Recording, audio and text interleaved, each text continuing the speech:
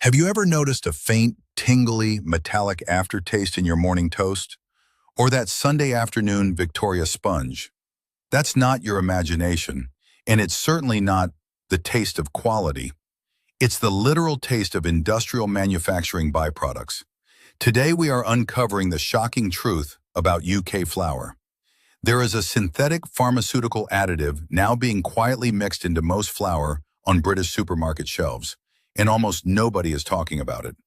We're talking about heritage brands named after Victorian doctors who were struck off the medical register for opposing the very products now sold under their name.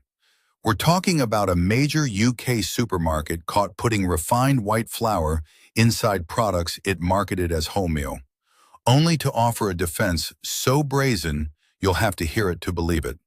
And we're talking about the iron listed on almost every mainstream bag in this country. It isn't the kind of iron you'd find in a steak or a bowl of spinach. It is a fine metallic powder, reduced from industrial processes and dumped into the mix. They aren't even hiding it. It is printed right there on the bag because they always knew you probably wouldn't check. And for decades, most of us didn't. We have gone through every major flour brand in the UK, and we are exposing the 12 products you need to avoid. Then I will show you the ones genuinely worth buying, including a heritage option that costs less per kilo than the worst offenders on this list. Before we get into it, if you want to see more investigations like this, please subscribe right now. We are doing this for every major food category. And I want to ask you something. See that hype button sitting right below this video? That button exists specifically for content that people think deserves to be seen. If you think your family, your neighbors, and your friends deserve to know what is actually in their bread, hit that hype button. The big corporations are counting on the fact that you won't check, won't share, and won't push back. Every time you press hype, you are pushing back. To understand why your flour is essentially a chemistry project, you have to understand the great nutritious heist of the 1870s. Before then, we ground grain between stones. It was slow, it was messy, but it kept the grain intact. Then came the industrial steel roller mill. These machines were designed for one thing: efficiency. They strip away the bran and the germ, the parts of the wheat that actually contain the vitamins and oils, leaving only the starchy endosperm. Why? Because the oils in the germ make flour go rancid.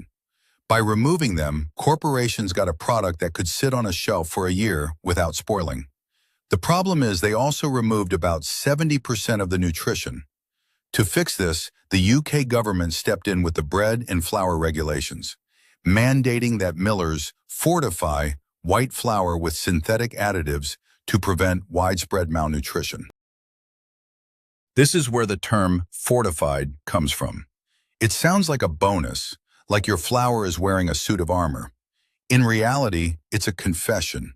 It means the food was so processed, it became legally unfit for human consumption. So they had to spray paint some vitamins back on. But the biggest red flag right now is folic acid. The government's mandatory deadline to add it to all non-wholemeal flour isn't until December 2026, but the big players are already jumping the gun. Folic acid and folate are not the same thing.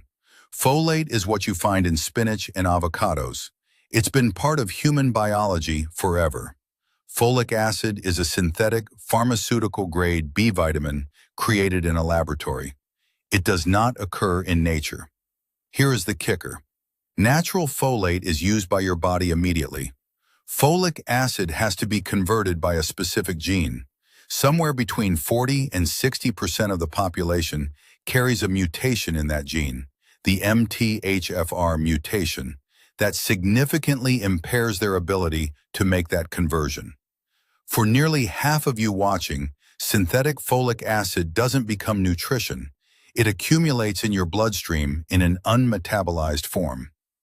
Researchers have raised alarms that this buildup can promote cellular replication in ways that are decidedly not beneficial. We are talking about studies showing increased cancer risks and, most strikingly for parents, a racing mind effect in children that mirrors ADHD. When a child with this mutation eats a breakfast of fortified toast, their brain gets flooded with a synthetic compound it cannot process. Thoughts come in faster than they can be dismantled. We call it a behavioral issue. Nobody checks the flour bag. You can't build a massive revenue stream telling people to eat more organic greens, but you certainly can when you mandate a synthetic pharmaceutical into the entire nation's food supply. Now that you know the systemic game being played, let's name names.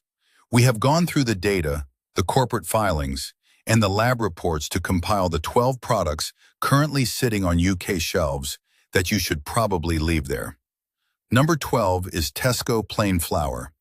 We are starting here because it is the most ubiquitous bag in the country. If you turn that bag around, you'll see 6 ingredients. In a product called plain flour, you are getting 5 additions beyond the wheat itself, including that synthetic folic acid we talked about.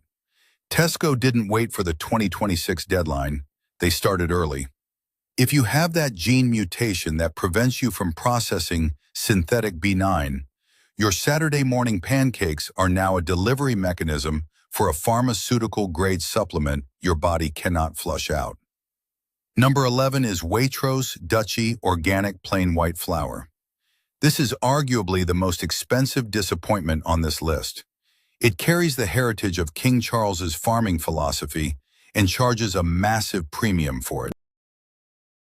And yet, Waitrose's own product listings have identified the added calcium, iron, and niacin in this flour as non-organic ingredients.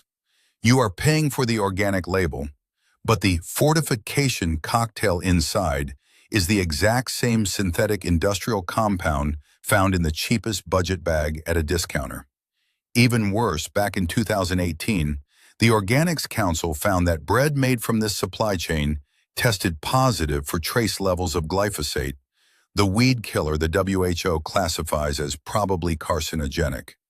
While the levels were below legal limits, legal and pure are two very different things when you're paying Dutchy prices. Number 10 brings us to Sainsbury's plain flour. In October 2025, the Real Bread campaign caught them selling a whole grain seeded bread flour, where the primary ingredient was actually refined, fortified white flour.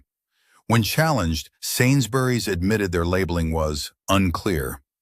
That is corporate speak for, "We got caught." This wasn't a one-off error either. In July 2023, they were found selling products marketed as wholemeal that contained refined white flour as a primary ingredient. UK law is absolute on this. You cannot call a product wholemeal unless every single gram of the flour used is wholemeal. No exceptions. Sainsbury's didn't even bother to respond to the initial formal complaint. Number 9 is McDougall's plain and self-raising flour. They tell you they've been baking with love since 1864, but that 19th century charm is a marketing mask. McDougall's is owned by Premier Foods, a massive listed corporation that treats flour like a financial asset. Their self-raising flour contains 8 separate ingredients, including disodium diphosphate, or E450. This is an industrial phosphate salt that helps with rise, but it also earns this flour a Group 4 classification from Open Food Facts, the same ultra-processed food category occupied by chicken nuggets and cheap ready meals. Then there's the iron. That metallic tang some people report when using McDougall's, that is the industrially manufactured iron powder, added back in because their processing stripped the natural nutrients out. Number 8 is Home Pride. We all know Fred, the little cartoon man in the bowler hat. The slogan says, "Grated grains make finer flour," but the reality is that Fred doesn't grate a single thing. Home Pride is owned by Premier Foods, but the flour is actually manufactured by Kerry Group, a massive Irish multinational, under a licensing deal. It's a mascot rented out to a corporate factory. They claim 100% British wheat, which sounds great until you realize that wheat is run through high-heat steel rollers that kill the bran and germ, before synthetic chemicals are added to reconstruct the product. Number 7 is Allinson's self-raising white flour. This is a brand that would make its founder, Dr. Thomas Allinson, rotate in his grave. In 1892, he was literally struck off the medical register for campaigning against white flour, calling it a nutritional catastrophe. Today, the brand bearing his name is owned by a subsidiary of the British sugar industry. They have taken the name of the man who hated refined white flour and used it to sell you refined white flour fortified with industrial chalk. Number 6 is Allinson's strong white bread flour. This entry is particularly galling because it contains alpha amylase and hemicellulase. These are industrial enzymes used to make cheap, weak grain perform like high-quality wheat. In 2016, the Real Bread campaign found that some UK mills were adding these fungal enzymes without even declaring them on the label. Allinson's declares them now, but the fact that they are needed at all tells you exactly what kind of base grain you are starting with. Number 5 is Sainsbury's and Ocado self-raising flour. Most people buy self-raising because they think it's a special type of flour. It isn't. It is just plain flour with industrial raising agents like monocalcium phosphate and sodium bicarbonate dumped in. You are paying a premium for a chemically engineered baking system that you could replicate at home for pennies using a teaspoon of baking powder and honest, unfortified flour. Number 4 is M&S strong white bread flour. Marks & Spencer charges you more for the clean branding and the M&S way, but the ingredient list reveals the same fortification cocktail found in a budget bag. The calcium carbonate in the M&S bag is chemically identical to the chalk in the cheapest value brand. You are paying for the store's positioning, not the product's purity. Number 3 is Asda own brand flour. In 2023, Asda faced a formal complaint for selling wholemeal loaves that contained refined white flour. Their defense was legendary. They argued the white flour was just sprinkled on top as a decorative dressing and therefore shouldn't count as an ingredient. The law disagreed. Beyond the labeling games, their wholemeal options have been found to contain rapeseed oil, palm fat, and palm oil, ingredients that have no business being in a simple loaf of bread. Number 2 is the discounter budget ranges. Think Stockwell or similar white labels. These are the bottom of the barrel. They use the most aggressive industrial milling processes possible, resulting in a flour that is so nutritionally dead, it requires the maximum legal limit of synthetic fortification just to pass as food. And finally, number 1, Morrison's own brand flour. Morrison's was recently snatched up by a U.S. private equity firm for £7 billion. These are capital allocation people, not food people. They were also caught in the wholemeal investigation, defending their use of white flour in wholemeal products because it was less than 0.1%. The law doesn't care about the percentage, it cares about the truth.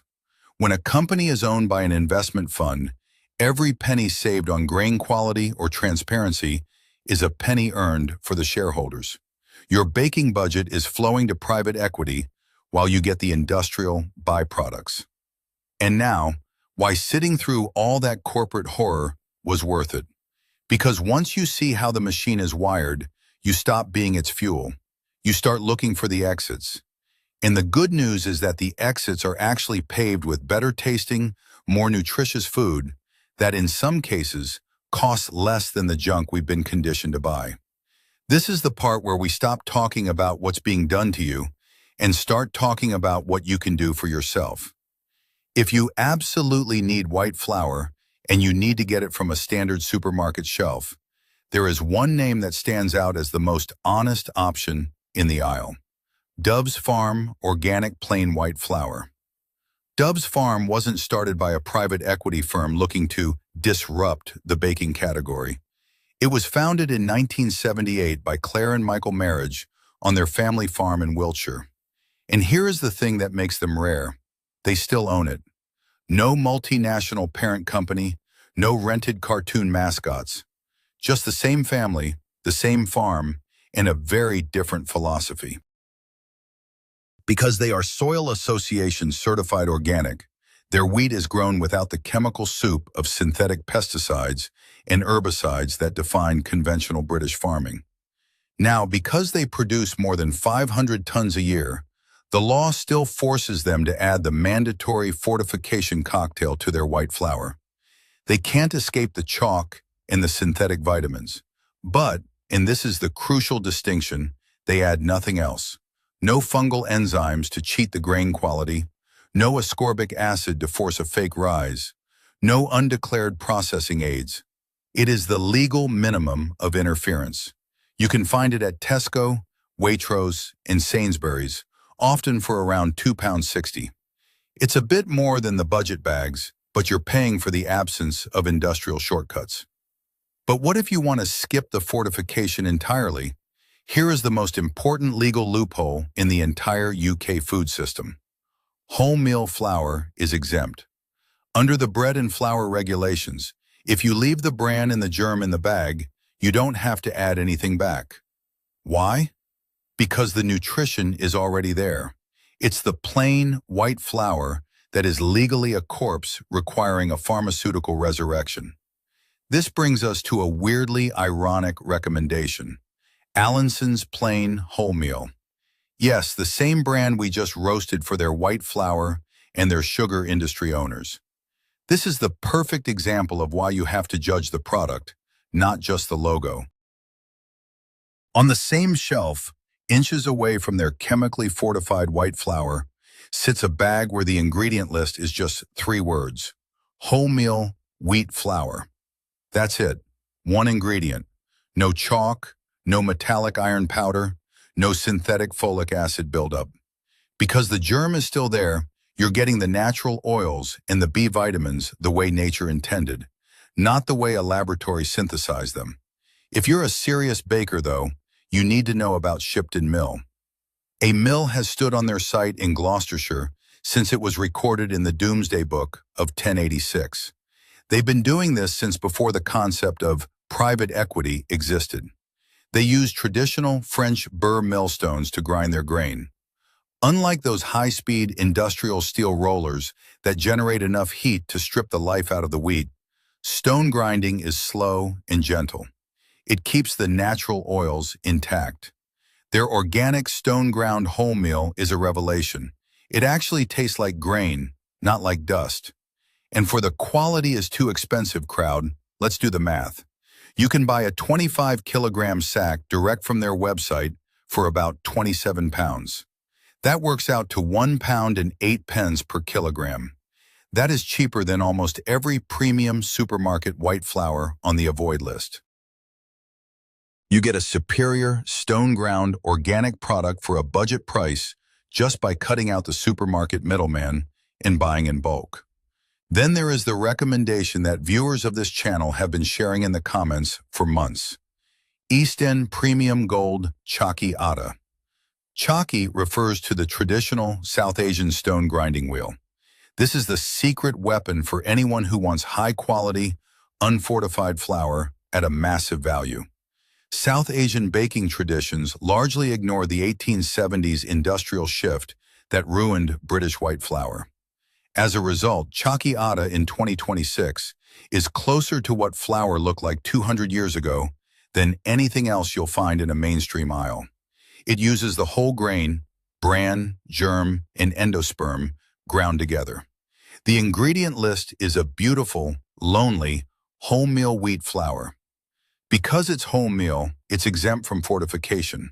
You can find massive bags of this in South Asian grocery stores and many large supermarkets for a fraction of the price of branded health flours. It is an honest, pre-industrial food sitting in plain sight. If you want a heritage experience you can grab during your weekly shop, look for Bacheldra Watermill Stone Ground Strong Wholemeal at Waitrose. This is an 18th century working watermill on the English and Welsh border. They use water-powered millstones exactly as they did centuries ago. The result is a flour with a texture and flavor profile that industrial mills simply cannot replicate. Again, the ingredient list is stone-ground wheat flour. One thing, it's sitting there on the shelf between the Dutchie and the Own brand, and it is quietly the most honest product in the entire store. Finally, the most powerful exit strategy of all, the local mill. They are still out there, all across the UK. There is a specific legal exemption for mills producing under 500 tons per year. These small artisan mills are the only places in the country allowed to sell you white flour that is truly just flour. No chalk, no synthetic vitamins, nothing. One of our viewers in Winchester found a local mill selling organic bread flour for £1.90 a kilo. That is cheaper than the high-end supermarket brands and infinitely better. The Real Bread campaign has a mill finder on their website. It takes 30 seconds to type in your postcode.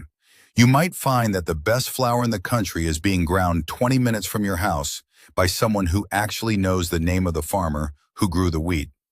That is how you break the system. You stop buying the marketing and you start buying the grain. We have done the heavy lifting, we've named the offenders, and we've found the exits.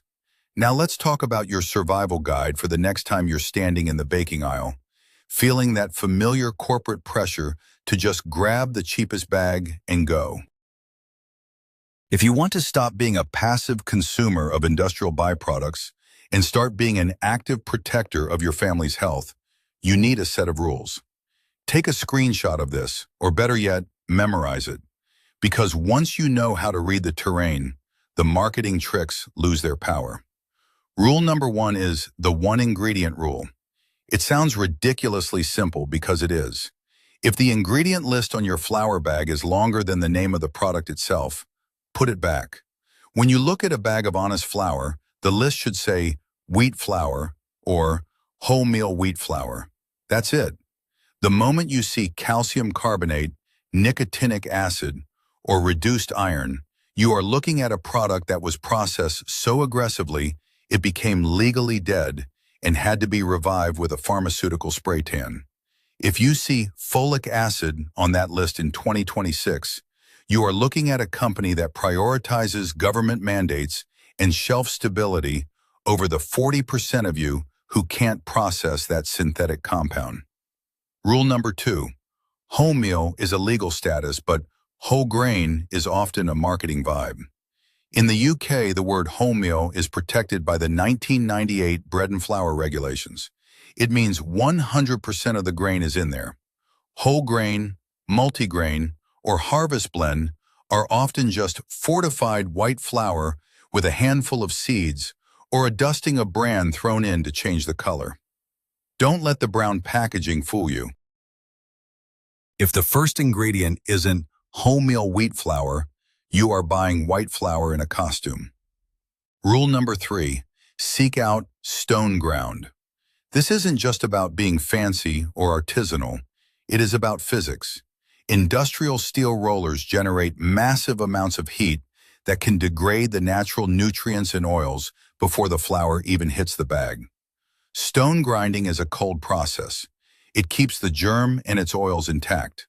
If a bag says stone ground, it is a signal that the miller cares more about the integrity of the grain than the speed of the assembly line.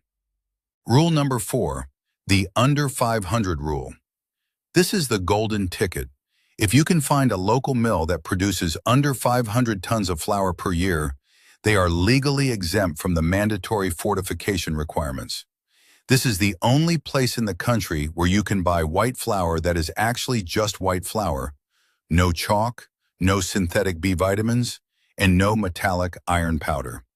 These mills are the last line of defense against a homogenized food supply.